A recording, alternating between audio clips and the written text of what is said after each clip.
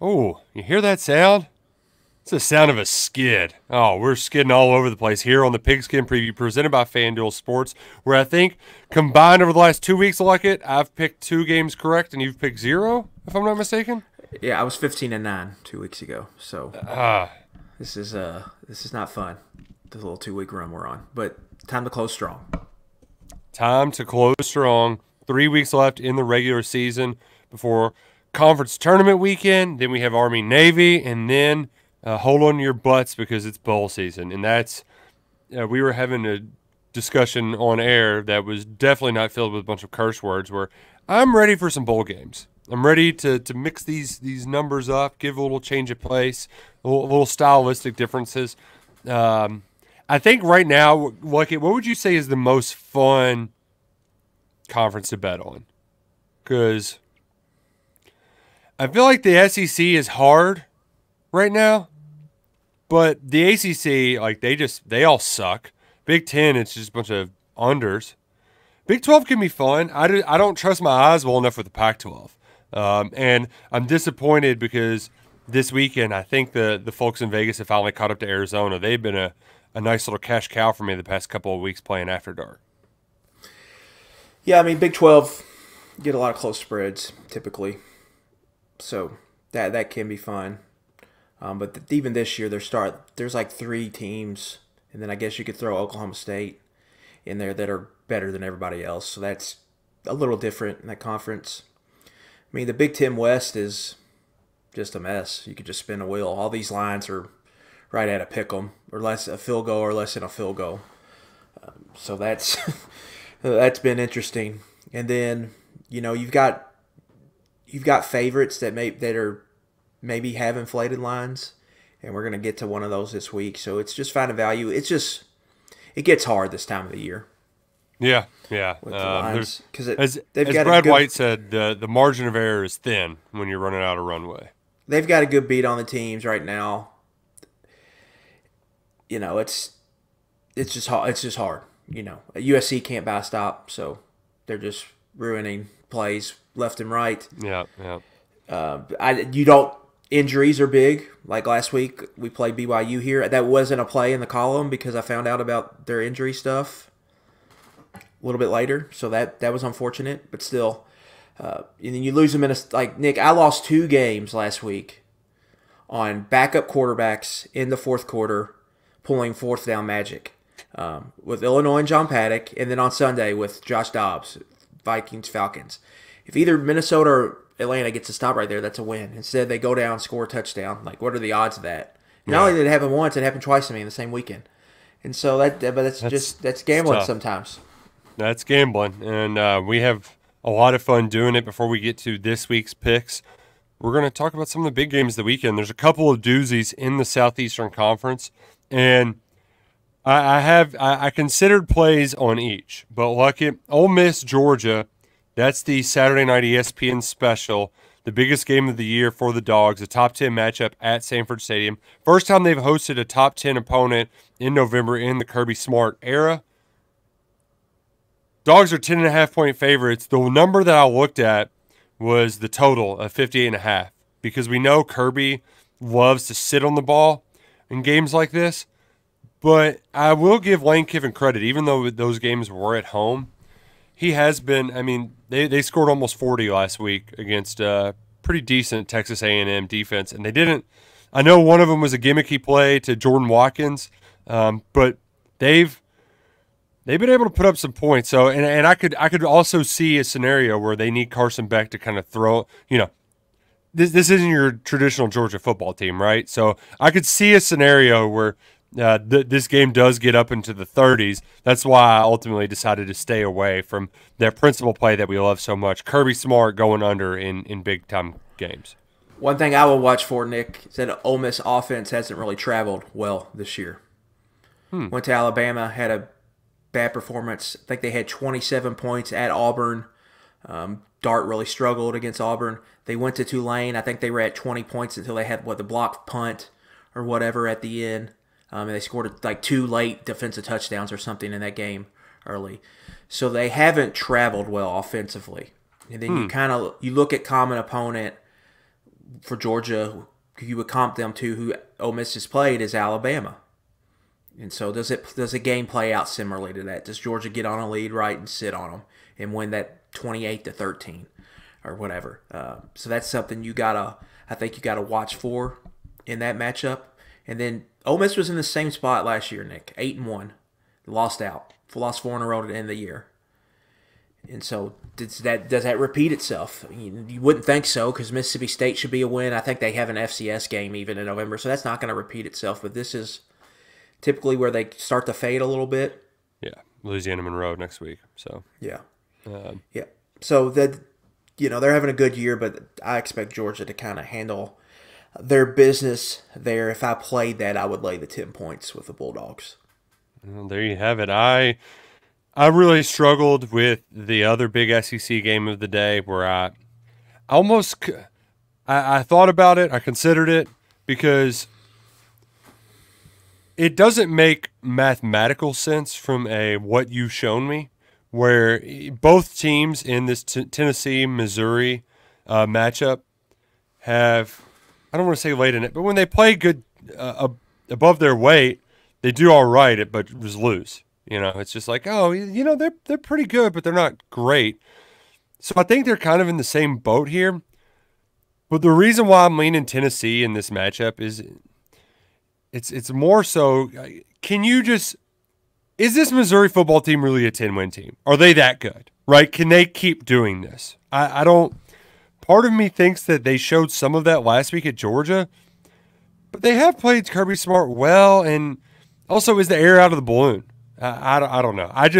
There's an emotional hedge in me that wants to take Tennessee, because I want Missouri to win, but that's right when Tennessee just rips out my soul again, right? Here's a chance where it's like, all right, we need the Vols to lose, and they just won't die. You just out loud said, "I'm getting helmet logoed." Oh yeah. There's no doubt about it. It is all helmet logo, baby. Yeah, the thing in this game, right? We talked about, everyone knows, or most people watching this, listening to this, know Kentucky's problems with Josh Heupel and that Tennessee offense. It's even worse for Missouri. They've scored over 60 points in 2 games against Missouri. Drinkowitz lost 35-12 against Jeremy Pruitt his first year. Tennessee has handled Missouri in this series. So that is the concern here, I think, if you're Missouri. Does Tennessee just have their number? And the setup of the game kind of favors Tennessee. Tennessee gets that easy win. Emotional game at Kentucky, comes back home, gets a good feel-good win against UConn. Missouri played the biggest game they've played in a decade last week in Athens and put up a valiant effort, come up short. Now can they bounce back fast? Now they showed previously, though, Nick, that like they had a bad loss against LSU. They went on the road Kentucky and bounced back, played one of their best games of the season. In Lexington. So do they do that again? That's the big question. Another really good line. I think that's right. I would favor Tennessee just slightly in that matchup. And so it's just, who do you think is going to be there? I kind of lean over as my favorite play in that game, because Tennessee's offense has looked different the last 3 weeks. Against Alabama, against Kentucky, against UConn than it did earlier in the year. So if they can score some points, that's going to force Missouri to keep up. So I could definitely see an over cashing there. So that would be the side I would lean to. Same total as the other SEC game we discussed, 58.5. Yeah. So just I would definitely lean. I need to check the weather, but I would definitely lean over there, because that feels like if Tennessee gets out the lead, then Missouri's going to have to keep up, and they should be able to have some success throwing the ball against that Tennessee defense. And I know there's Luther Burden. He's questionable. But that's Drinkowitz. Drinkowitz done that. He's done it all year. Yeah, and all those guys have ended up playing. I think one time one of the questionable guys didn't play. Right. So that's just what he does. I would fully expect Burden to be out there on Saturday. We're going to get to some of the other ranked versus ranked in our picks. But finally, Utah, 9.5-point dogs at Washington. It's one of those things where you just, throughout the course of a season, you get burned by a team, and I've only gotten burned by both of these. Just getting the wrong time on when Utah is going to be able to successfully muck it up versus when Washington's going to lay that egg. So I really I can't bet on either team, let alone when they're playing against one another. I would think that Washington should be able to have its way. I don't care how good and physical Utah is. They're at home. They should be able to get it done and win by a couple scores. But I can't put myself through that. Like it. Utah is 103rd in offensive success rate, number 110 in offensive EPA per play. They should not be able to keep up with Washington in this game. No. So Washington should cover. That would be the side I'd play. But Washington, before that USC trip, they had two weird games right there. They've Arizona been weird. State and Stanford. So what's going on there? And then they looked better last week, and that was an impressive performance. But a lot of that was because to add salt to Mississippi State's wounds, their former tailback Dylan Johnson ran for like 250 yards against USC. So they're just able to run it at will. Over 8 yards per rush, I believe, against the Trojans. So if that's taken away, what does it look like? So that would be the real question there. But I think Washington laying the points there is the right side if you're going to play it. And if you want to play it, you can get in on all the action, on all the games at FanDuel Sportsbook, America's #1 sportsbook app. And it's really easy once you download it. Sign up today, make your first deposit, then place a money line wager. Just pick a team to win. Even if it's a big favorite and you place $5 on that money line, you're going to get $150 in bonus bets when you use promo code PIGSKIN when you sign up. That's PIGSKIN, like us here on the Pigskin Preview. Promo code PIGSKIN when you sign up. Your first winning $5 money line wager will get you $150 in bonus bets with FanDuel, America's #1 sportsbook app. Remember that you must be 21 and over. Present in Kentucky, first online real money wager only. $10 first deposit required. Bonus issued as non-withdrawable bonus bets, which expire 7 days after receipt. Restrictions apply. See terms on FanDuel.sportsbook.com. Gambling problem? Call 1-800-GAMBLER. Luckett, one thing that I love about the state of Kentucky's rules and our friends at FanDuel is our friend Tyler Thompson, she can't place player props in the state of Tennessee. That would drive me nuts because especially now that college basketball is happening, I'm loving them, man. I'm loving them, and we're going to get to my picks this week, but I've also found a fun other way to bet them. I love the player props, especially college basketball. Cats in action tomorrow night, Champions Classic. We're in Feast Week. A lot of action to get in with the FanDuel Sportsbook app. So let's not waste any more time. Let's get to our picks for the weekend, our best bets. Number 1. Look, this is the stinkingest stink ever, and I don't care. Give me the big, fat, stinky cheese. UCF hasn't won. They won their first Big 12 game last week, and it was against Scott and his Tots at Cincinnati. Both just bastions of incompetency in their first years in the Big 12. Will the bounce house be rocking? I mean, it has at times, but I don't think those students care all that much. I don't think it's going to be some rowdy atmosphere that Oklahoma State's walking into. I know that this is an obvious letdown spot, but Oklahoma State's playing for something. It's not like they just got their big Oklahoma win and they can win the Big 12. Or at least play in the Big 12 championship game. Yes. So they should come in motivated. They're going to win this football game. And if they're going to do it, they're doing it by more than 2.5 points. So I know that this is just the stinkingest stinky. It's gross. It makes no sense, but I don't care. Give me the Cowboys. Pokes up, -2.5. Yeah, when I first looked at the board, that game jumped out at me. I love the spot for UCF. And I wanted that to be a play, but when I kind of check the numbers, I couldn't do it. I think Oklahoma State's the right side there. So I would play Oklahoma State if forced. But that is a dangerous spot going there. Yeah. And I think UCF is better than their record. Really, I mean, that Baylor game really just kind of sticks out where they just blew that huge lead. And then they had Oklahoma on the ropes on the road. So it's a tricky spot for Oklahoma State, but that feels like the right side. But we'll see how it plays out in Orlando. Well, defense travels. Oklahoma State has a good one, and when in doubt, just hand the ball to Ali. Let him go. Let him go do work. So let's yeah. Get UCF's run defense is terrible, so that's a big Ollie Gordon game could be coming. So if you want to look at player props, that might be one to consider. Who you got up first, Mr. Luckett? Yeah, going to ACC here. Going to fade Clemson after their big home win against Notre Dame last week. Georgia Tech plus 14.5 in Death Valley. Since Brent Key took over, Nick, he is 7-2 ATS as a road dog at Georgia Tech. With a lot of big wins. He's beaten North Carolina. He's beat Wake Forest by double digits this year. He beat Pitt Miami. Last year. Beat Pitt. That kept Pitt from winning 10 games last year. Then you look at Georgia Tech. I'm just a real believer in their offense. I think offensive coordinator Buster Faulkner has done a good job. This is an offense that's running for over 200 yards per game.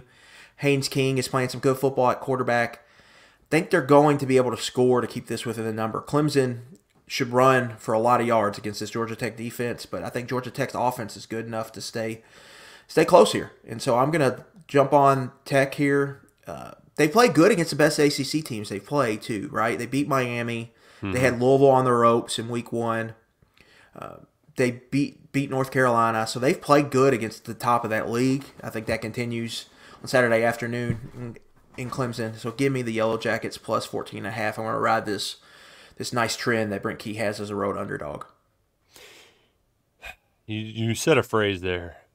Against the top of this league. Is there a top of the ACC? I think Clemson, Louisville, Miami, North Carolina, and obviously Florida State. I think those are all top 30 teams. The problem is the drop-off after those teams is really stark and bad.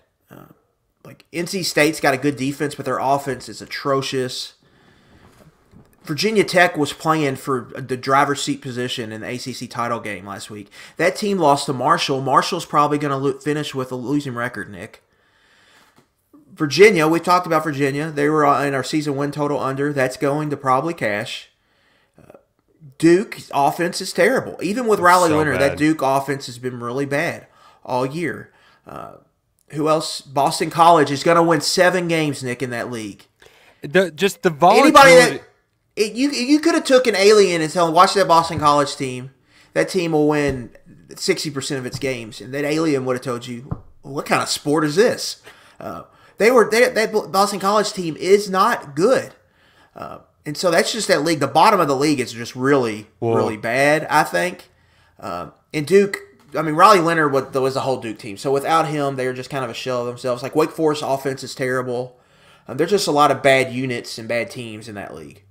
Yeah, the volatility from team to team, week to week is just off the charts. Where, I looked at that. I mean, NC State, they got to play Brennan Armstrong again because their quarterback, who was 3-1, once he took over, is like, actually, I'm going to redshirt. Yeah, I mean, Syracuse does the thing where they look like a legitimate top 30 team to start the year. And then it's just like the Monstars come and steal their talent. Then they can't play, and then they're just terrible for 8 weeks. Like, how does that happen? And so there's a lot. Pitt's awful this year.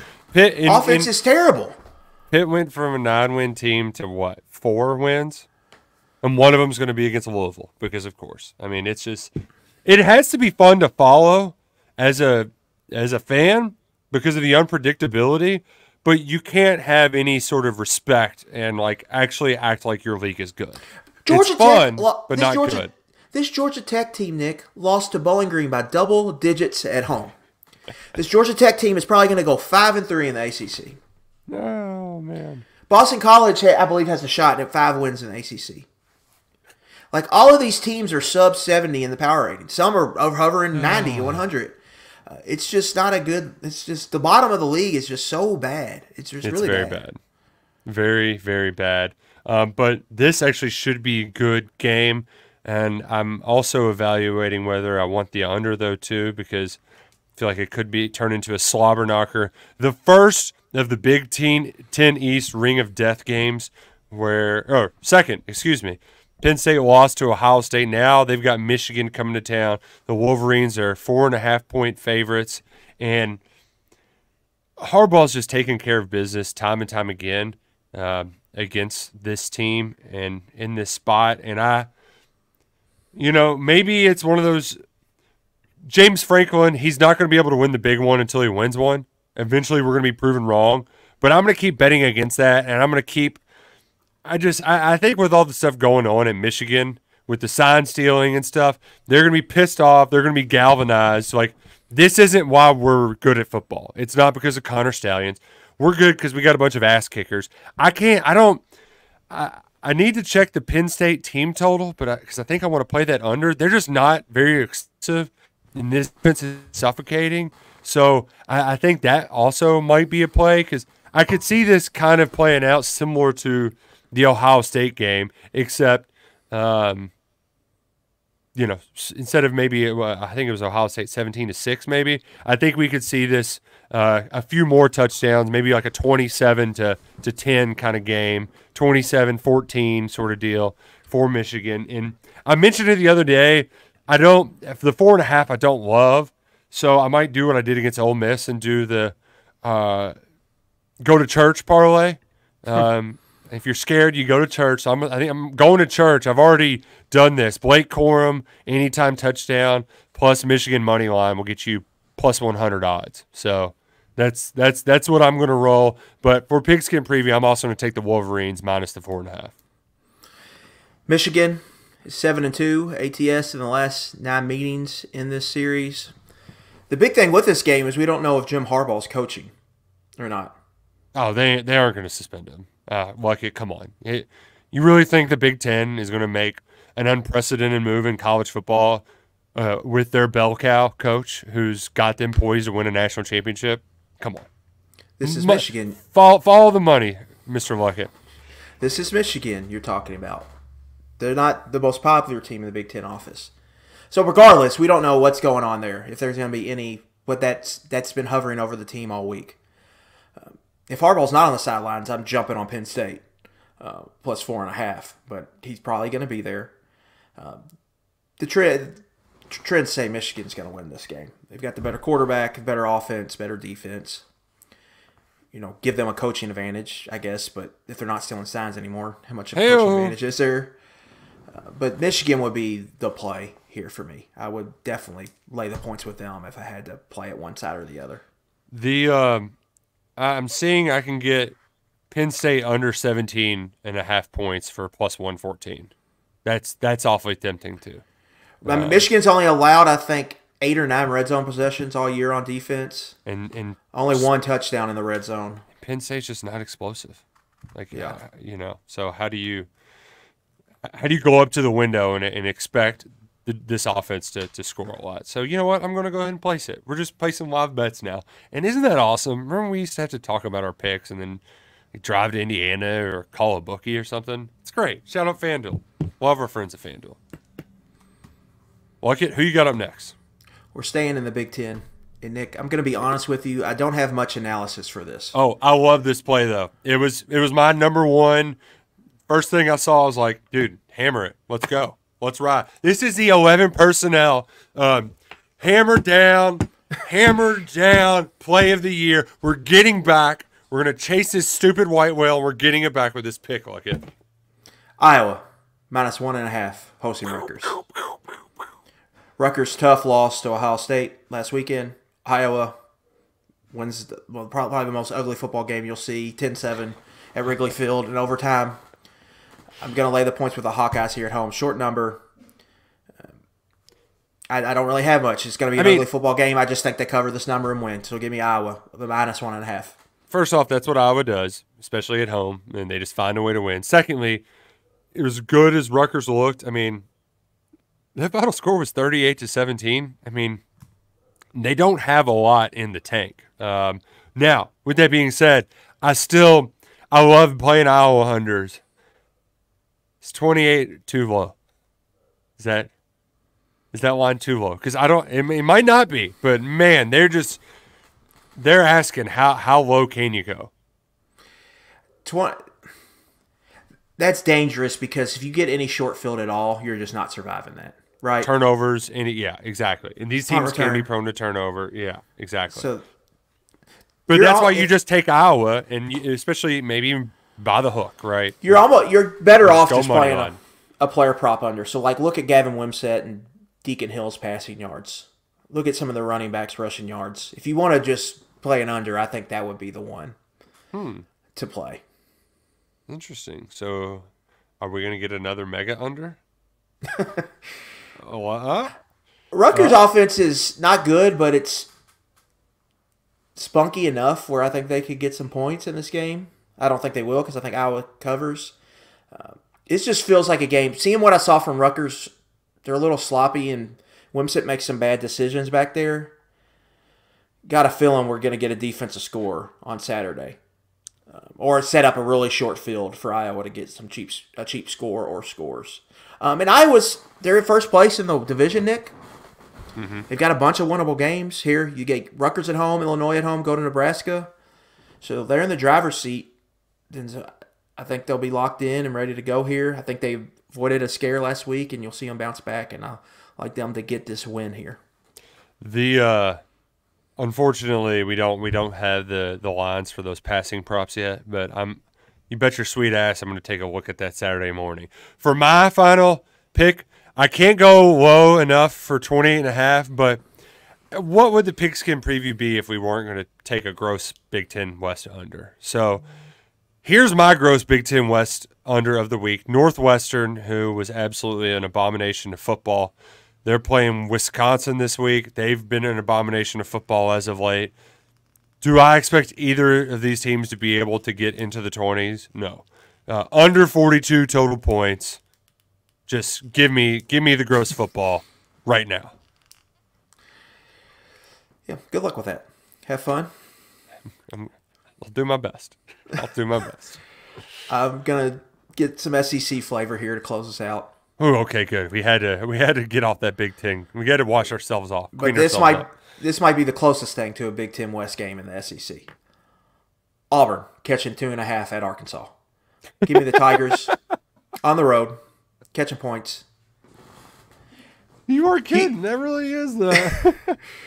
Oh, man. Hugh Freeze went into Razorback Stadium last year, Nick, in November and won straight up with Liberty. I think we see a repeat of the same movie happen this weekend. I think Arkansas's performance at Florida, I think we'll see some regression offensively. I think this is going to be a total slobber knocker. It comes down late. Probably a lot of ugly football in between. But I like Auburn here to pick up a win on the road. I think the wrong team's favorite here, so give me the Tigers plus 2.5. I do appreciate that. When in a slump, we're just like, all right, let's go to the ugly games. Let's not get too risky with these high-flying teams that'll score a lot of points.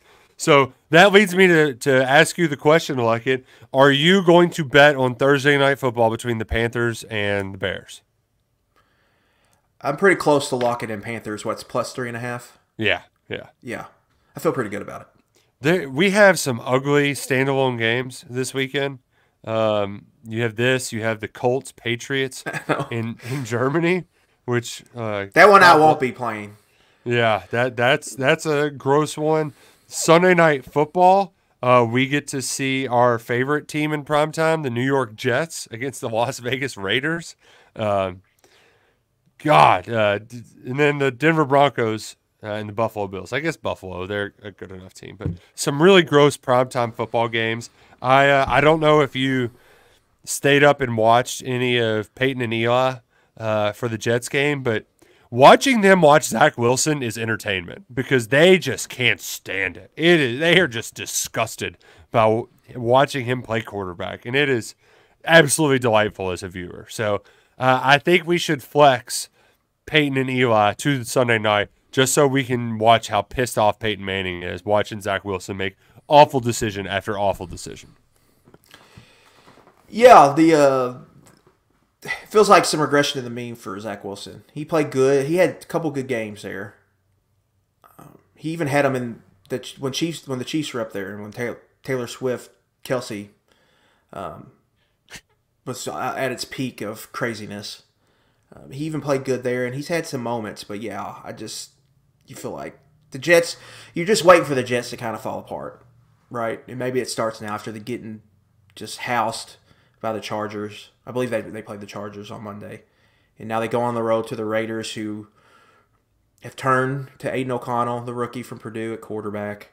They just look like a totally different team last week without McDaniels and Garoppolo out there. Oh, man. Jimmy G and Josh McDaniels, a match made in heaven.